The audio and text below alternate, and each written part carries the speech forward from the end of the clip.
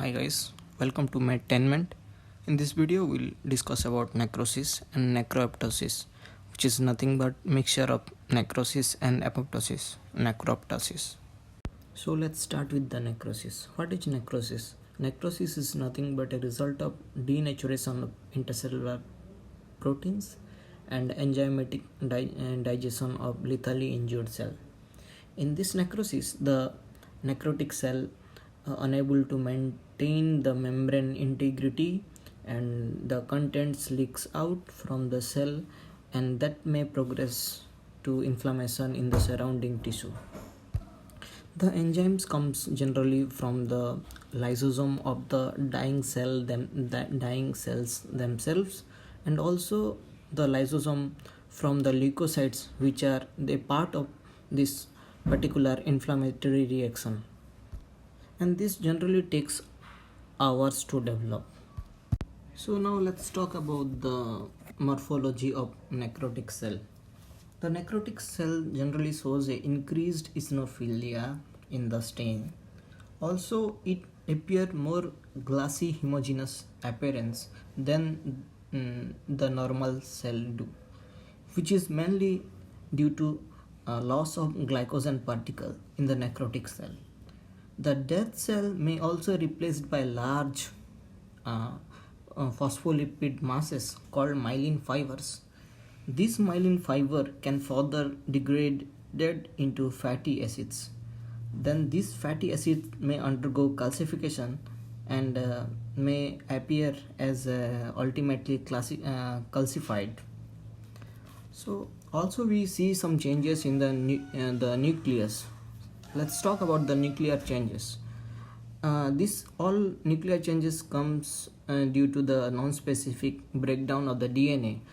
So we have three pattern of nuclear changes. The first pattern is karyolysis. Karyolysis, there is a loss of DNA because of enzymatic degradation by the endonucleases.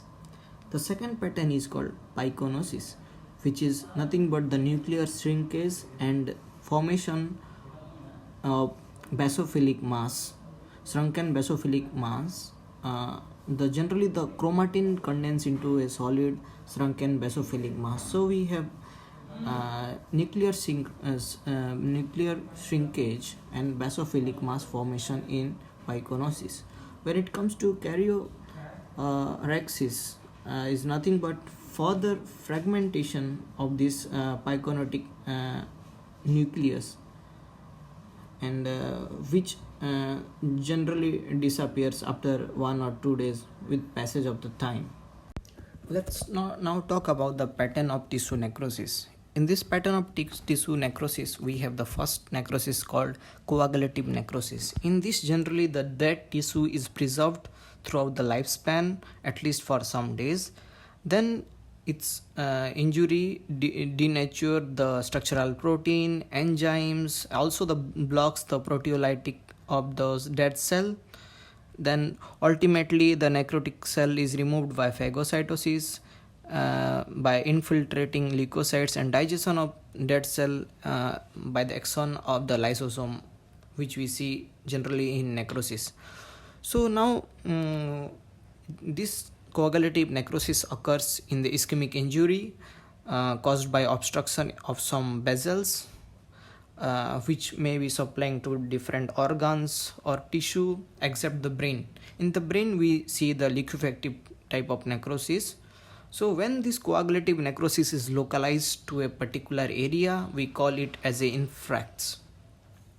Now let's come to the second type, which is also called which is called liquefactive necrosis. In this, there is a digestion of dead cell followed by forming the transformation of tissue into a liquid viscous mass. Then we can see the superimposition of bacteria and fungal infection, which stimulate the other leukocytes to come and form a creamy yellow appearing pus, which we only see in this liquefactive necrosis. Then where we see generally this, the liquefactive necrosis we see in the hypoxic death of the cell within the central nervous system. So in the coagulative necrosis, we have the dead tissue is preserved, but in case of liquefactive necrosis, we have there's a digestion of dead cell, followed by superimposition of bacteria and fungus, formation of pus, and we see this in particularly in central nervous system. Now let's come to the gangrenous necrosis. We generally see this gangrenous necrosis word in this clinical practice. It is usually applied for the limb, the lower limb. When the lower limb lost the blood supply, it undergoes necrosis, mostly the typically the coagulative necrosis involving multiple tissue. Then this also can be superimposed with other infection, other bacterial infection, so we can call it as a liquefactive necrosis. Then also, as we see in liquefactive necrosis, the further cascade, it attracts the leukocytes and it forms something called wet gangrene. So now the fourth pattern of the necrosis is also called caseous necrosis. We see generally this in the tuberculosis infection. The caseous means nothing but cheesy like. So we generally see in the microscopic examination there is a collection of fragments or amorphous granules which is having a inflammatory borders, and this characterized as a granuloma, which we see in the TB infection. So when it comes to the fat necrosis is refers to the focal area of fat destruction. We see generally this in the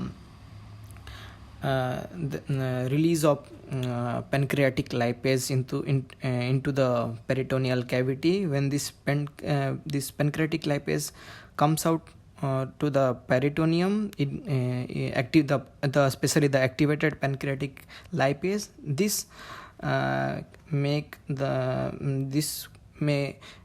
necrode the other tissue or organs.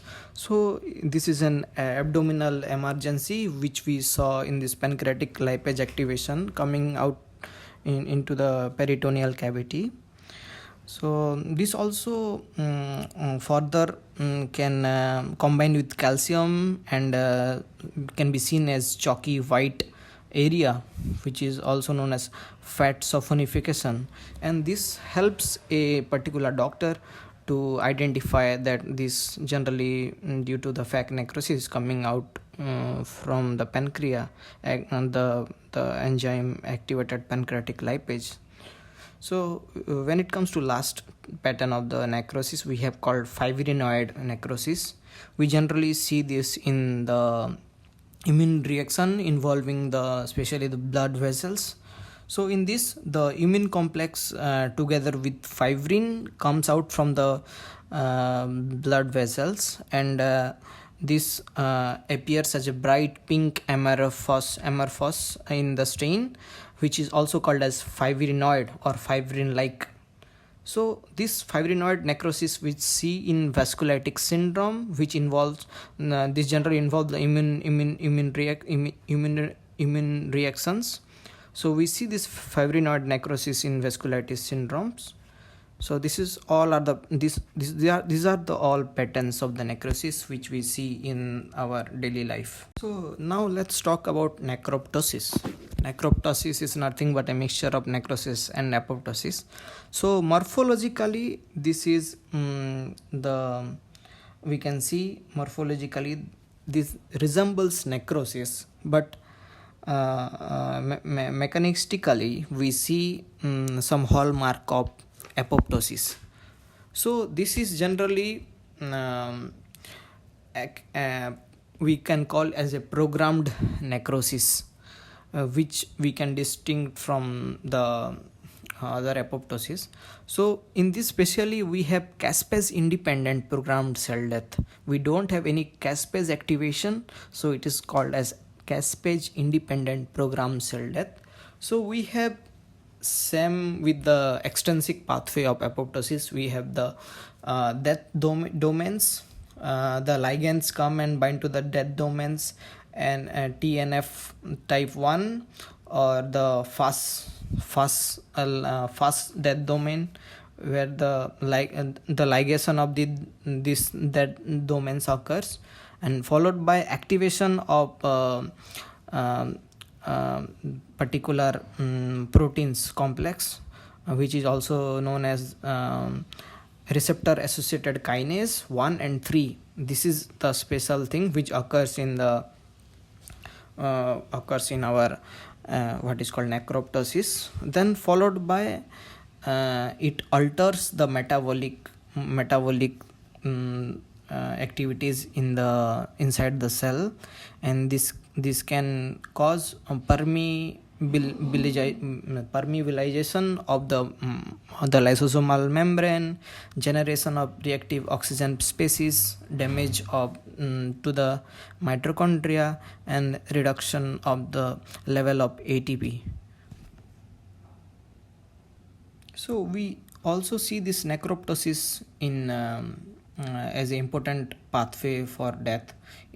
Also the physiologic and pathologic. We see this during the formation of mammalian bone growth plate. Also this is associated with steatohepatitis, acute pancreatitis, then neurodegenerative disease, mainly in the Parkinson's disease. We also see necroptosis as a host defense against the certain virus called cytomegalovirus, because this cytomegalovirus inhibits the caspase. So we need to respond in a other way to overcome it. So we approach towards it in a necroptosis way, beside other than activating those caspase. So this is how all we can see the necroptosis in daily life. And also we have something called pyroptosis. Pyroptosis is nothing but this includes interleukin 1, which generally induce fever. So the special name has been given pyroptosis. So it involves interleukin 1, that we need to remember. So this is how this necroptosis is a caspase independent pathway. If the caspase is activated, then that's nothing but apoptosis. But we have no activation of caspase, so it leads to metabolic alteration, decreasing of ATP, increasing of the reactive oxygen species, and followed by cell death by necroptosis. Thank you for watching this video. Have a good day.